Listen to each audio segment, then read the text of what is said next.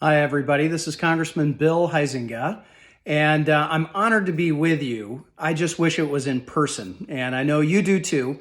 Obviously, as this has been kind of a crazy time, something that we've never quite seen in this fashion here in the country or, frankly, around the world.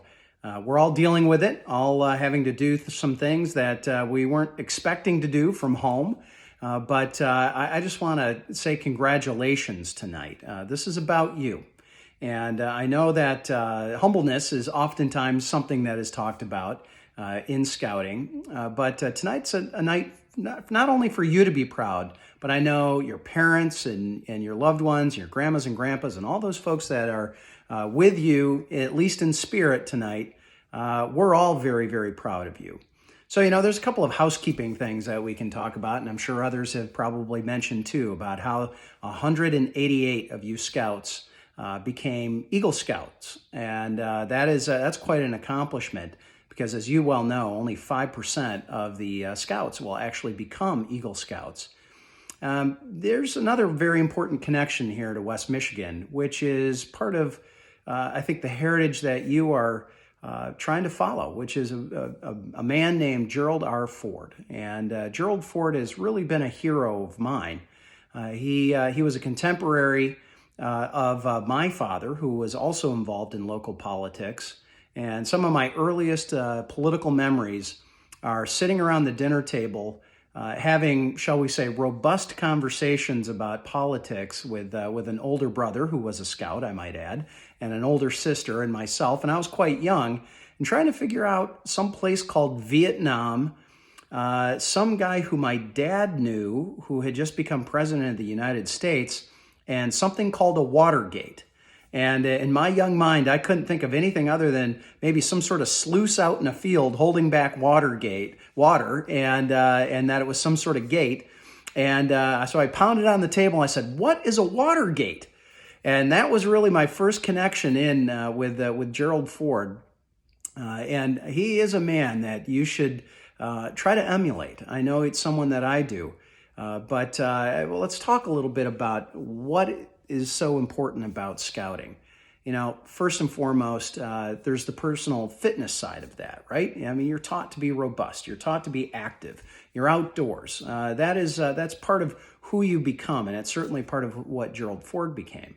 Another thing is the citizenship training. Really leadership and citizenship, those are skills that get developed. Yes, some people have them in some abundance more than others. There's that natural leader that we all know, that we all maybe have followed, whether it's on a football field like Gerald Ford, who was captain of the U of M football team, or whether it's someone in the classroom. It's someone that you get, sort of that attracted to because you know that they've kind of got it together, and they want to be a leader. Oftentimes, but even if they don't want to be, and they want to be that quiet leader, they still somehow rise to the top. So, that citizenship training was certainly something that was very important to Gerald Ford as well. He took that very, very seriously, and many in that generation did. And I really, really hope that your generation doesn't lose that. It's a noble and honorable thing to serve your community, to serve whether it's in your church or whether it's in a school or whether it's in politics. That is something that we should all look to be involved in. And whether you actually run for office or not, we want to make sure that you're a good citizen. And as Ben Franklin said, a good government can only come about with good citizenship and good citizens participating. And so it doesn't mean you have to know everything about what's going on, but you need to be informed as best you possibly can.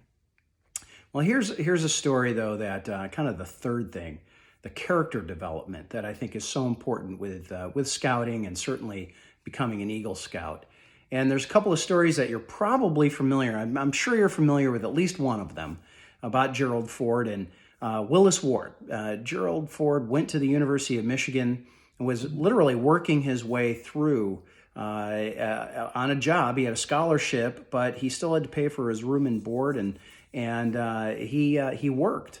Well, one of the people that he worked with was a guy named Willis Ward, and Willis Ward became his roommate. Now, Willis Ward was kind of an unusual person in the 1930s back at the University of Michigan, because he was an African American and he was playing football and he was running track. And the fact that he was roommates with a white athlete like Gerald Ford was kind of unusual. But Gerald Ford knew that, and he wanted to make that statement. And there's a great story, and if you go today to the Gerald Ford Museum in Grand Rapids, you can still see the football that was the game ball from when University of Michigan beat Georgia Tech. And I think the score was some unbelievable number like 3-5. It's hard to picture exactly how they scored those points, but it was a tough fought battle. And at the end of the day, Willis Ward was not allowed to play in that game. And Gerald Ford went to the coach and said, if he's not playing, I'm not playing. And as captain of the team, no one else is going to play. And it was really one of those moments where it could have been easy, quite easy. And there's a lot of pressure on Jerry Ford to not do the right thing.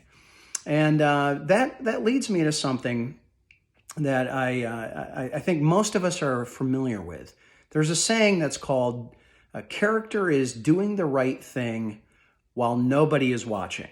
Have you heard that? You probably have. Maybe your parents have as well. You know, character is doing the right thing when nobody is watching. And I think that's true. I think that is a very true sentiment. But I've amended that, actually, after watching and reading about Gerald Ford. Sometimes character is doing the right thing when everybody is watching.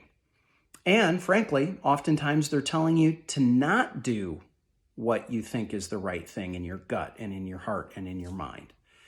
And here's that second story about Gerald Ford and the character that he had. You know, this Watergate that I referenced earlier, is one of my earliest political memories, was a really a dark moment in the U.S. political history. The president had lied. He had sent a number of folks to do some illegal activities, and Richard Nixon was just really focused on trying to win this re-election. And ironically, he would have probably won it very easily, but he ended up getting caught in this lie, and his whole administration got caught in this lie, and it led to impeachment hearings. And rather than being impeached, the president resigned, and Gerald Ford, who had been appointed as the vice president, suddenly becomes president of the United States, and he's got an election in the not-too-distant future. So he had all kinds of advisors telling him, you know, Jerry, the thing to do is just let it move forward. Let President Nixon stand trial. Let him go to jail if he has to do that. Let him pay those fines. And Jerry Ford said, you know, that might be the easy thing to do, because frankly, all of these advisors were saying you should do this because if you don't, it's going to harm your ability to get elected president in 1976. And Ford just didn't feel right about it. And if you read any of his books or books about him, he certainly wrestled with that a lot. But in his mind, he decided to do what he thought was the right thing, which was to heal the nation, to try to get it beyond that. And most presidential scholars believe that that action did cost him the 1976 election to a man named Jimmy Carter. So, as I said, you know, doing the right thing, character is doing the right thing when nobody is watching. But sometimes character is doing the right thing when everybody is watching, and you are under so much scrutiny. And kind of maybe one last thing here. One of my colleagues in Washington talks about whether you're going to be a thermometer or a thermostat. Now think about that. What does a thermometer do? Well, a thermometer, either in your home or outside, measures the temperature. What's happening, right? It just reflects what's happening in the atmosphere around you. A thermostat, on the other hand, will either heat or cool your house, right? And you think about that. If you're a little warm in the house, what are you going to do? You're going to turn that air conditioning on. You're going to turn it down. Or if you're cold in the middle of the wintertime and you're going to move that thermostat to try to adjust that heat. I think real leaders, and this is his point, real leaders are those thermostats. They're not just a thermometer. They're not just reflecting what's going on around them, but they're actually trying to move society. They're trying to move the dialogue in a direction that is actually beneficial. So I want you to kind of think about that. Go and do a little reading and research on Willis Ward and the relationship with Gerald Ford. Go back and look at what Gerald Ford did and said about pardoning Richard Nixon and why he felt he needed to do that. And then think about that. Think about being a thermostat, not a thermometer. Because, you are the young men of character that this country is really, frankly, and for me, is giving me hope. And I think the country will see that. You are going to be those leaders, whether it's in your church or whether it's in your company that you might be working at, or frankly, that you might own, or whether you get involved in politics.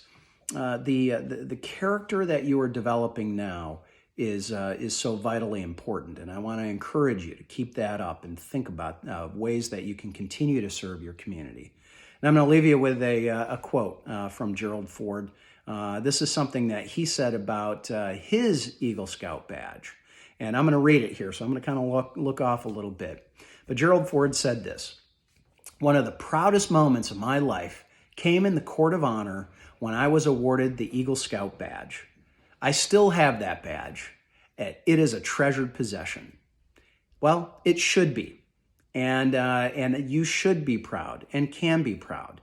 And just remember, so many of us that are in your family, so many of us that are in your sphere, whether it's at school or in the troop, we're very, very proud of you. And congratulations on this great, great accomplishment. So all the best, and we'll talk to you again soon.